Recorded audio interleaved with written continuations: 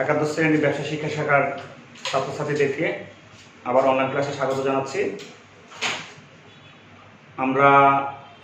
আমি আমার অনলাইন ক্লাসে যে অধ্যায়টা আমাদের ছিল সেটা হচ্ছে ব্যাংক জমা সমন্বয় বিবরণী। আমরা তো ইতিপূর্বে অনেকগুলো কয়েকটা ক্লাস দিয়েছি। আজকে আবার আমরা একটা গাণিতিক সমস্যা সমাধান করব।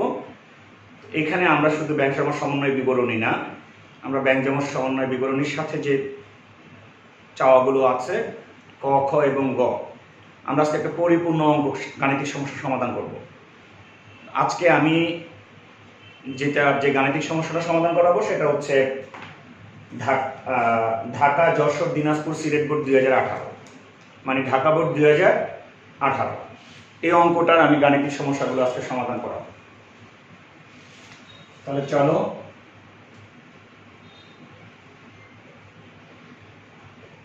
ঢাকা বোর্ড 2018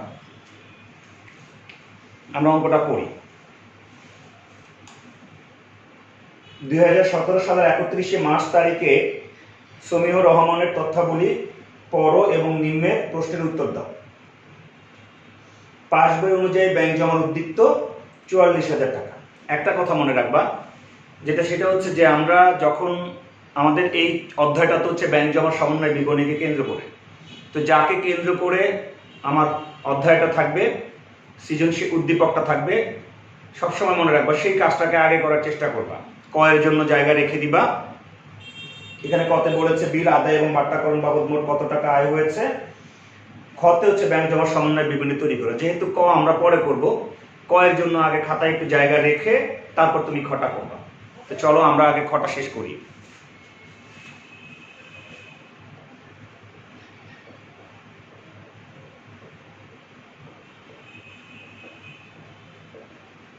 ব্যাংক জমার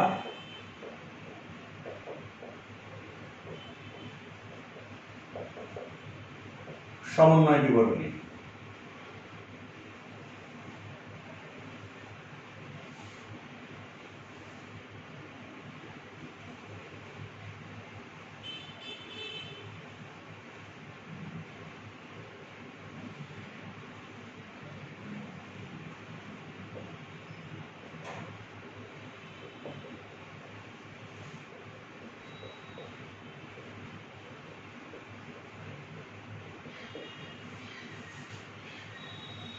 তো চলো তাহলে শুরু করা যাক। আমরা একটা জিনিস আগেই বলেছি আমি, যে আমাদেরকে একটা বিষয়ের প্রতি খুব বেশি সতর্ক থাকতে হবে। সেটা হচ্ছে যে আমাদের অঙ্কের শুরুটা কি দিয়ে, ডেবিট দিয়ে না ক্রেডিট দিয়ে, এই জিনিসটা আমাদেরকে ট্রেস আউট করতেই হবে। যেমন এখানে আমাদের বলা আছে পাস বই অনুযায়ী ব্যাংক জমার উদ্বৃত্ত।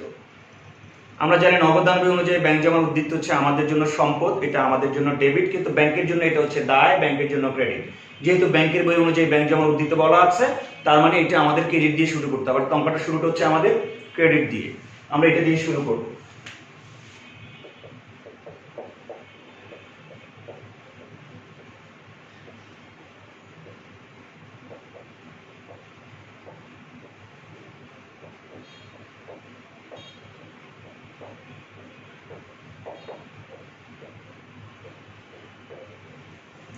পাস বই অনুযায়ী ব্যাংক জমার উদ্বৃত্ত হচ্ছে 44,400 টাকা।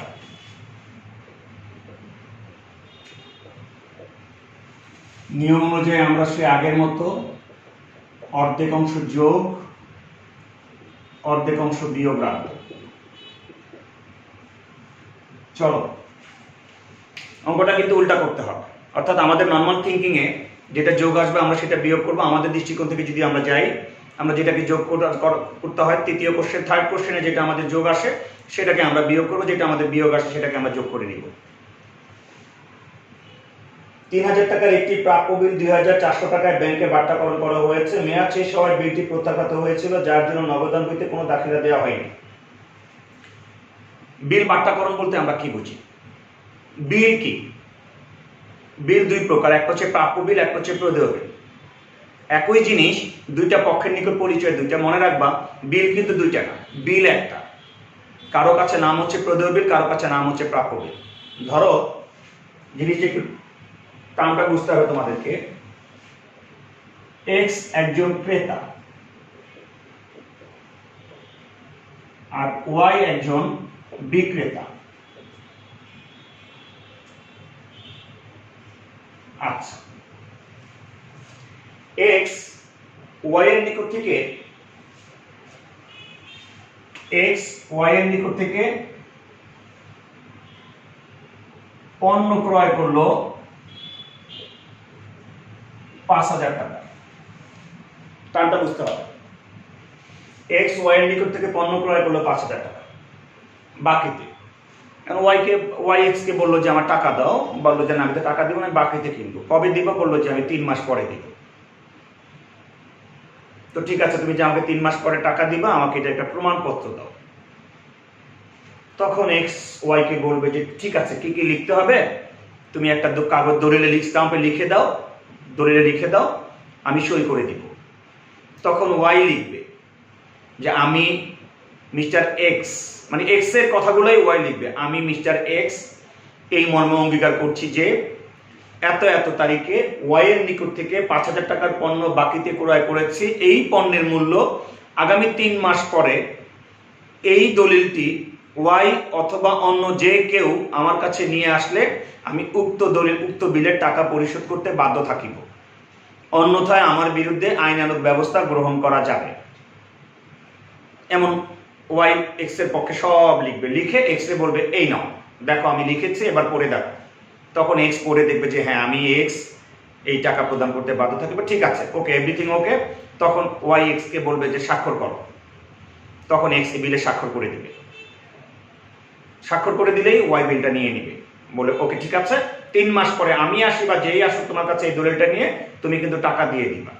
এই যে এক্স বিলে স্বাক্ষর করে দিল, এটা হচ্ছে এক্স এর জন্য প্রদেয় বিল, কারণ এক্স ইন ফিউচারে এই বিলের টাকা দিতে হবে, দিবে, প্রদান করবে, এই জন্য এক্স এর কাছে প্রদেয় বিল। আর একই জিনিসটা ওয়াই এর কাছে এটা হচ্ছে প্রাপ্য বিল, কারণ ওয়াই এই বিলের টাকা ইন ফিউচারে পাবে।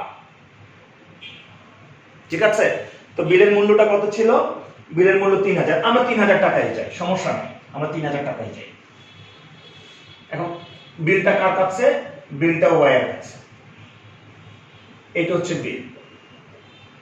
বিলটা ওয়াই এর কাছে। একটু খেয়াল করে দেখো,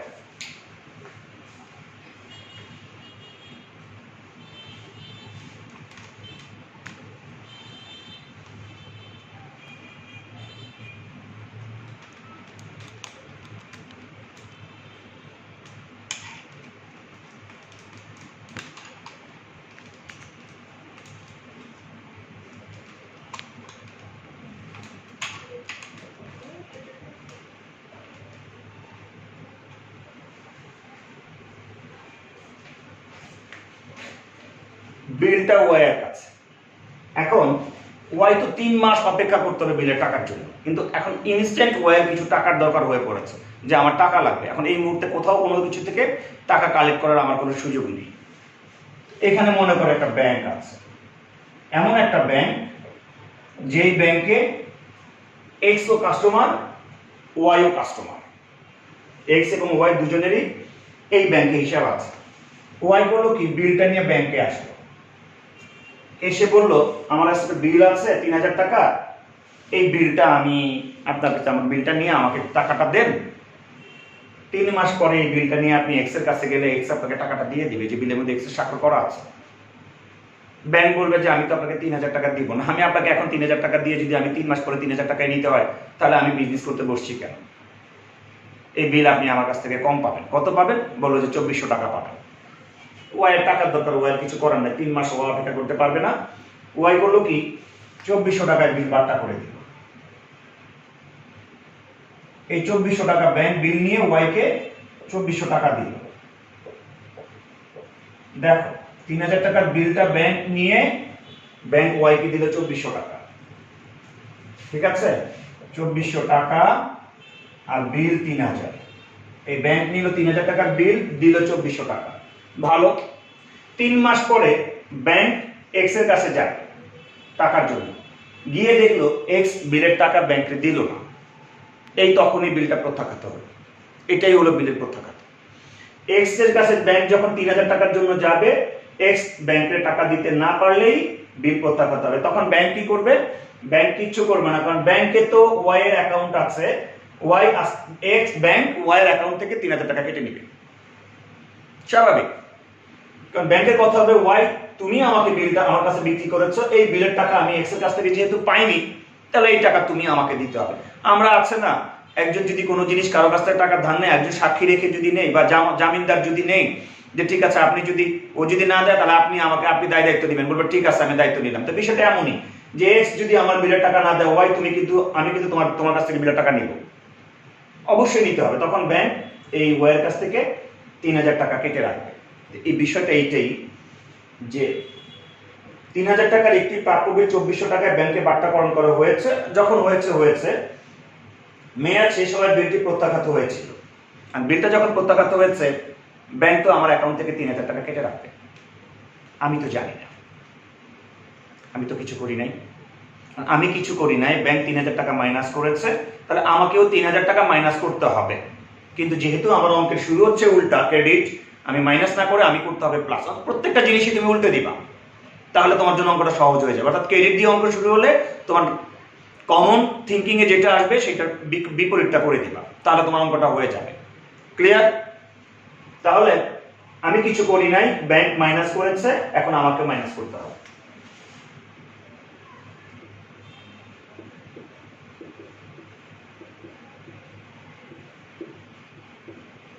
বাট্টাকৃত বিল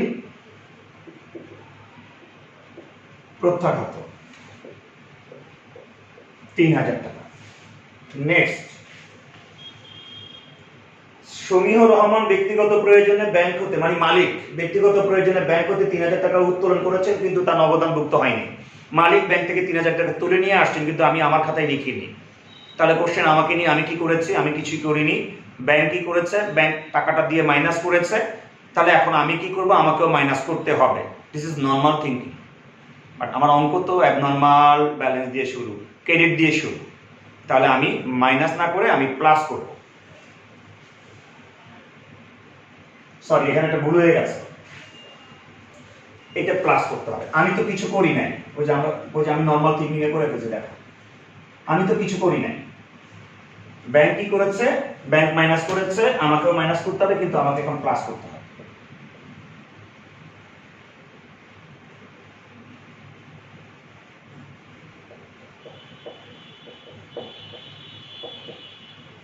বাট্টাকৃত প্রাপ্য বিল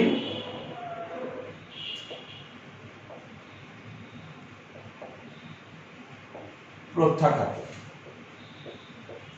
3000 টাকা। আচ্ছা, এটা আমাকে প্লাস করতে হবে।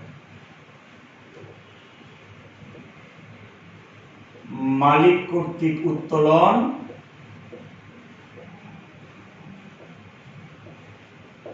নগদান বইতে লেখা হয়নি।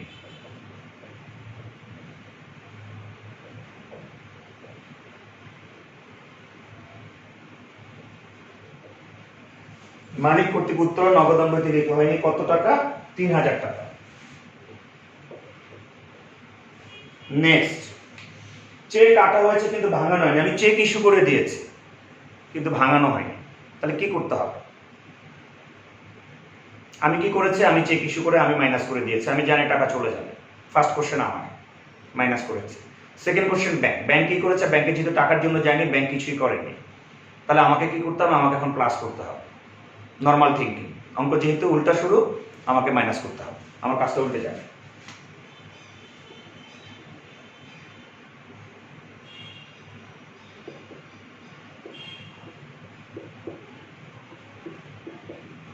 ইস্যুকৃত চেক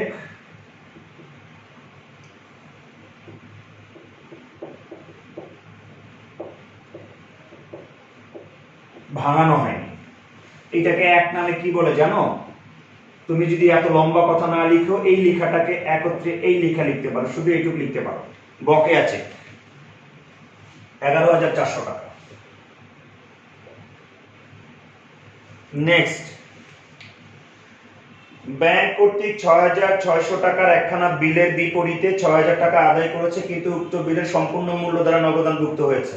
ব্যাংকে আমার 6,600 টাকা বিল দেওয়া ছিল যে আপনি আমার টাকাটা আদায় করে দিন, কিন্তু ব্যাংক এই 6,600 টাকার এগেইনস্টে 6,000 টাকা আদায় করতে পেরেছে, কিন্তু আমি আমার পুরো 6,600 টাকা আমার খাতায় লিখে বসে আছি। প্রবলেমটা ছিল এই। তাহলে নর্মাল থিঙ্কিং এ প্রশ্ন করি, চলো। ফার্স্ট কোশ্চেন আমাকে, আমি কি করেছি, আমি 6,600 টাকা প্লাস করে বসে আছি। ব্যাংক কি করেছে, ব্যাংক 6,000 টাকা প্লাস করেছে। তাহলে আমাকে কি করতে হবে, আমাকে 600 টাকা মাইনাস করতে হবে।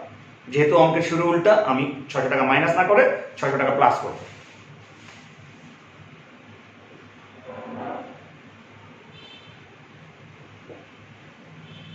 বিলের মূল্য নগদান বহিতে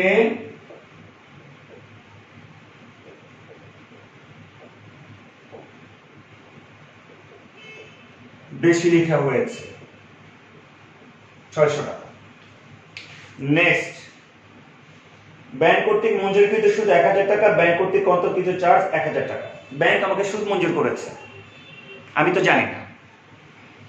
ব্যাংক আমাকে সুদ মঞ্জুর করেছে, আমি কিছু করিনি। ব্যাংক যোগ করেছে, আমাকেও এখন যোগ করতে হবে, কিন্তু এই অঙ্কে আমি যোগ করব না, আমি করব বিয়োগ।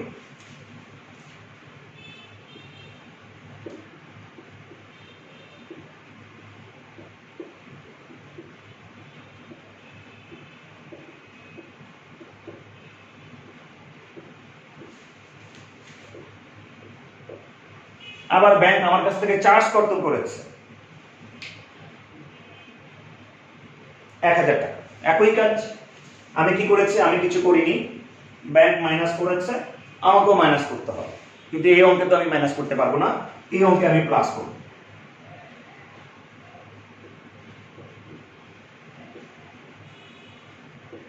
ব্যাংক চার্জ 1000 টাকা। নেক্সট, ব্যাংক লভ্যাংশ আদায় করেছে 6,600 টাকা, যা নগদানভুক্ত হয়নি। ব্যাংক লভ্যাংশ আদায় করেছে, আমি তো জানি না, বলাই আছে নগদানভুক্ত হয়নি। আমি কি করেছি, আমি কিছুই করিনি। ব্যাংক কি করেছে, ব্যাংক প্লাস করেছে, তাহলে আমাকে এখন প্লাস করতে হবে, কিন্তু এই যে অঙ্কে আমি প্লাস করতে পারবো না, আমাকে এখানে মাইনাস করতে হবে।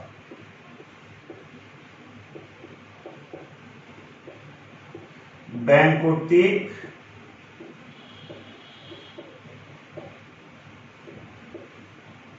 লভ্যাংশ আদায় কত টাকা ছিল, 6,600 টাকা। দেখো আমার মনে হয় আর এন্ট্রি নাই, আর নেই। তাহলে চলো 3 3 6 7,600 টাকা, 52,000 টাকা, 11 12 18,000 19,000 টাকা,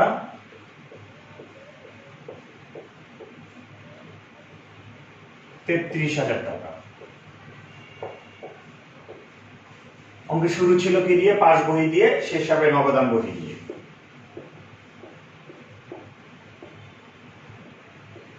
নগদান বহি মোতাবেক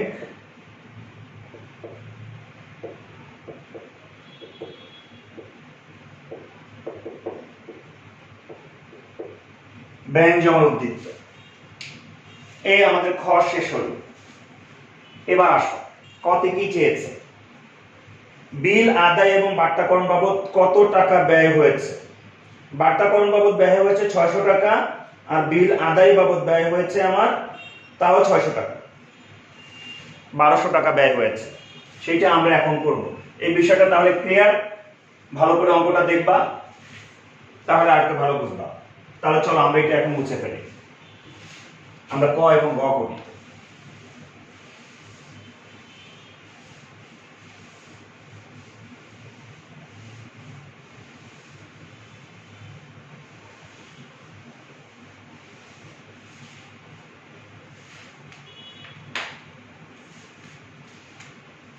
ক নম্বর,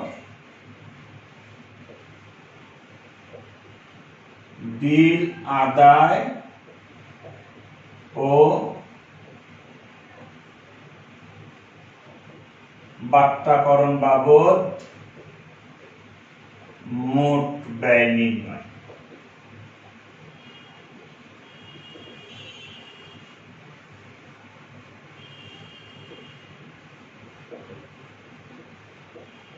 বিল আদায় খরচ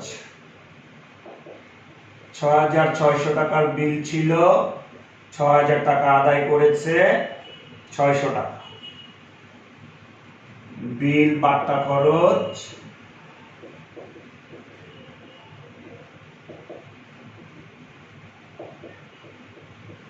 3000 টাকার বিল 2400 টাকায় বার্তা করেছি 600 টাকা, এই মোট আমার 1200 টাকা। এই আমার ক শেষ, এই আমার ক শেষ। গতে যাও। নগদান ব্যয় অনুসারে ব্যাংক জমার উদ্বৃত্ত 35,000 টাকা ধরে ব্যাংক সমন্বয় বিবরণী তৈরি করো। তার মানে আমাকে এখন পুরো অঙ্কটা আবার করতে হবে। নগদান ব্যয় অনুযায়ী ব্যাংক জমার উদ্বৃত্ত 35,000 টাকা ধরে। খেয়াল করেছো?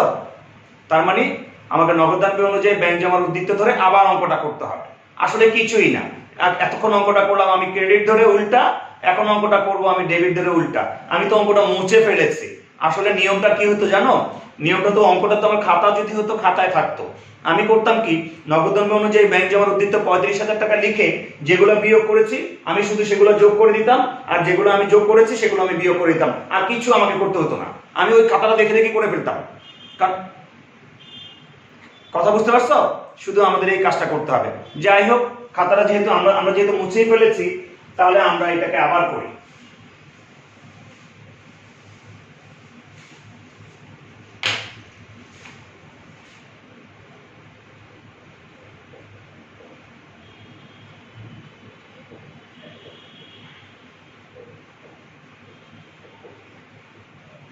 খাতাটা থাকলে আমরা তারপর করতে হতো না, আমরা খাতাটা দেখি করে ফেলতাম। শুধু 35,000 টাকা লিখে আমরা অর্ধেক মানে যোগগুলোকে বিয়োগে, বিয়োগগুলোকে আমরা যোগে নিয়ে যেতাম। শুধু আমরা এই কাজটা করতাম।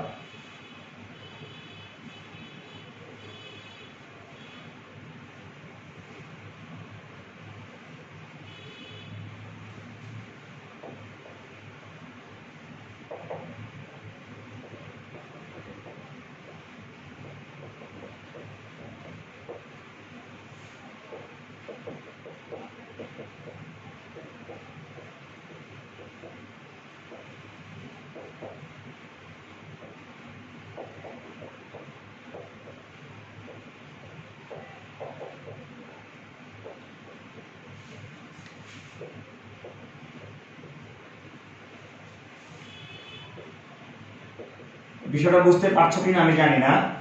অর্থাৎ যেগুলো আমরা একটু আগে অঙ্কে বিয়োগ করেছি ওইগুলোকে সরাসরি যোগে নিয়ে যাব, যোগেরগুলোকে বিয়োগে নিয়ে আসবো। কোনো প্রশ্নই আমার করার দরকার ছিল না, আমার তো খাতা নাই, আমি তো মুছে ফেলেছি। তোমরা করার সময় টেকনিকটা ফলো করবে, তাহলে তোমার সময় কম লাগবে। যারা বেকুব তারা আবার প্রশ্ন করে আবার করবে, কোনো দরকার নাই। তাহলে 3000 টাকার বিল 2400 টাকার বার্তা কাহিনীটা আমাদের মনে আছে। আমি কিছু করি না, ব্যাংক 2400 টাকা মাইনাস করবে, আমাকে এখন 2400 টাকা মাইনাস করতে হবে। ওকে করবো আমি 3000 টাকা মাইনাস করবো। বার্তাকৃত বিল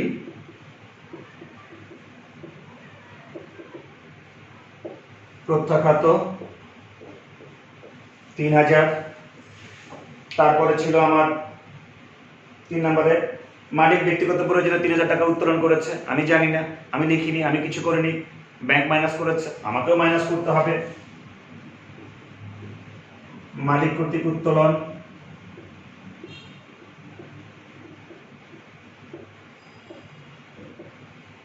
3000 টাকা।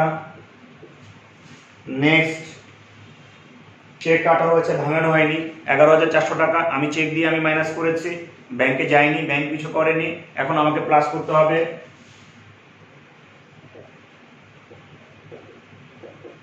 বকেয়া চেক 11,400 টাকা। নেক্সট, 6,600 টাকা বিলের বিপরীতে ব্যাংক 6,000 টাকা আদায় করেছে, আমি যোগ করেছিলাম 6,600, ব্যাংক যোগ করেছে 6,000, এখন আমাকে 600 টাকা মাইনাস করতে হবে।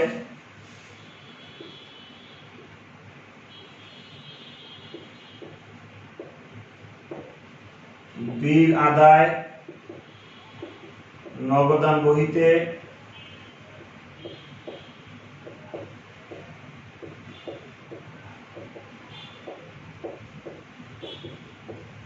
বেশি লেখা হয়েছে 600 টাকা। ব্যাংক আমাকে সুদ দিয়েছে 1000, আমি কিছু জানি না, ব্যাংক যোগ করেছে, আমাকেও যোগ করতে হবে। ব্যাংক সুদ মঞ্জুর 1000, ব্যাংক আমার কাছ থেকে চার্জ কর্তন করেছে 1000, আমি কিছু জানি না, আমি কিছু করিনি, ব্যাংক মাইনাস করেছে, আমাকেও মাইনাস করতে হবে। আগের অঙ্কটা থাকলে কত সুবিধা হতো দেখো। ব্যাংক চার্জ 1000, ব্যাংক লভ্যাংশ আদায় করেছে 6600 টাকা। ও একজন পাওনাদারকে একটা আইটেম তো রয়ে গেছে, ভালো হয়েছে, আগের অঙ্কে একটা আইটেম রয়ে গিয়েছিল, 7 নম্বর আইটেমটা আমি স্কিপ করে গেছি। যাই হোক, এখন তো পেয়েছি, আমরা এখন করতে পারবো। ব্যাংক একজন পাওনাদারকে 6000 টাকা পরিশোধ করেছে যা নগদানভুক্ত হয়নি। ব্যাংক একজন পাওনাদারকে, আমি তো একটা প্রশ্ন, আমার একটা আইটেম আমার স্কিপ হয়ে গেছে, এখন চোখে পড়েছে, ঠিক আছে সমস্যা নাই, এখন আমরা করব এটারই উল্টা কাজটা ওইখানে করে দিবা। একজন পাওনাদারকে 6000 টাকা পরিশোধ করেছে, নগদানভুক্ত হয়নি, আমি তো জানি না, ব্যাংক মাইনাস করেছে, আমাকেও মাইনাস করতে হবে। এই কাজটা কিন্তু তোমরা ওইখানে প্লাস করবা। পাওনাদারকে ব্যাংক কর্তৃক সরাসরি পরিশোধ, সরি এটা কিন্তু আমি ওইখানে আমরা এটা কিন্তু স্কিপ করে দিয়েছি। এটা এখানে যেহেতু মাইনাস হয়েছে, খ যখন করবা তখন এটা প্লাসে চলে যাবে, মনে রাখিও বিষয়টা কিন্তু মনে রাখিও। আবার ব্যাংক লভ্যাংশ আদায় করেছে, আমি জানি না, ব্যাংক যোগ করেছে, আমাকেও যোগ করতে হবে। ব্যাংক কর্তৃক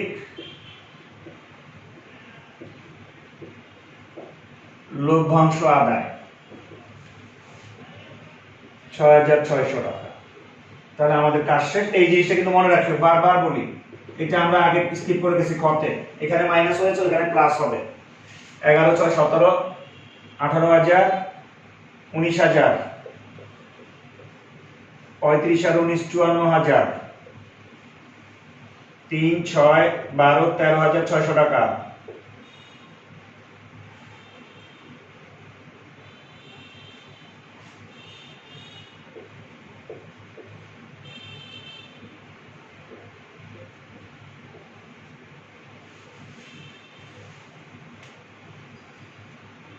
নাকি দাঁড়া, একটা ভুল আছে, কোথাও একটা ফিগার একটা ভুল আছে।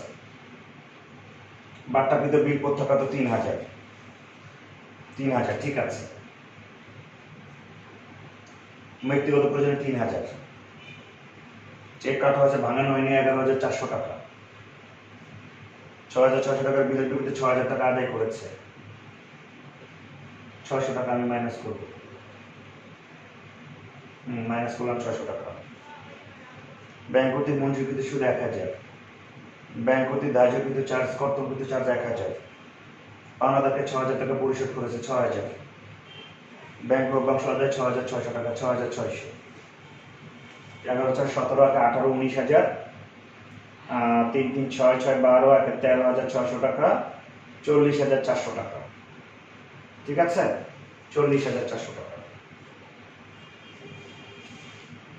শোনো, এখানে বিয়োগের গুলো এখানে যোগ করবা, আর এখানে যোগের গুলো এখানে বিয়োগ করবা।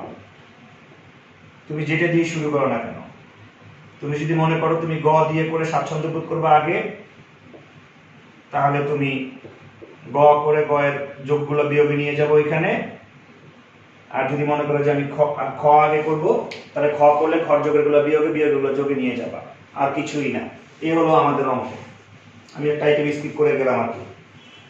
আরেকবার দেখে যাই, আমাদের 3000 টাকার প্রাপ্য বিল 2400 টাকায় ব্যাংকে বার্তা করা হয়েছে। আমি 600 টাকা বেশি প্লাস করেছি, 600 টাকা আমি মাইনাস করলাম। এটা হলো আমাদের 1 নাম্বার, মানে 2 নাম্বারটা। তারপরে হচ্ছে আমাদের 3000 টাকার, আচ্ছা গেল। সমীর রহমান ব্যক্তিগত প্রয়োজন 3000 টাকা উত্তোলন করেছেন, মালিক কর্তৃক উত্তোলন। এই হচ্ছে আমাদের, সরি এটা না, এটা আমাদের 2, এটা আমাদের 3। চেক কাটা হচ্ছে, বাংলানো হয়নি 11400 টাকা। এই যে বকেয়া চেক, এটা 4 নাম্বার। ব্যাংক কর্তৃক 6600 টাকার বিলে 6000 টাকা আদায় করেছে, আমি 600 টাকা বেশি লিখেছি, এটা আমার 5 নাম্বার। ব্যাংক কর্তৃক মঞ্জুরকৃত 1000, এটা আমার 6 নাম্বার। ব্যাংক চার্জ 1000, এটা আমার 6 নাম্বার। ব্যাংক একজন পাওনাদারকে 6000 টাকা পরিশোধ করেছে, নগদানভুক্ত হয়নি, এটা আমার 7 নাম্বার। আর 8 নাম্বার হচ্ছে ব্যাংক লভ্যাংশ আদায় করেছে 6,600 টাকা, এইটা আমার 9 নম্বর, 8 নাম্বার। এই নাম্বারগুলো লিখে দিলে আরো ভালো, স্যার খুশি হবে, এভাবে লিখে দিবা। আরেকবার দেখে নেই, 11 4 15 4 17 18 11 1 12 4 18 19,000, 19,000 35 19 54,000, 3 6 7 13 13,600 টাকা, এটা মাইনাস করবো, এই আমাদের অঙ্ক। তো ঠিক আছে, তোমরা এভাবে চর্চা করতে থাকো, ঠিক আছে? আগামী ক্লাসে আবার তোমাদের সাথে আমার দেখা হবে। ওকে, আল্লাহ হাফেজ।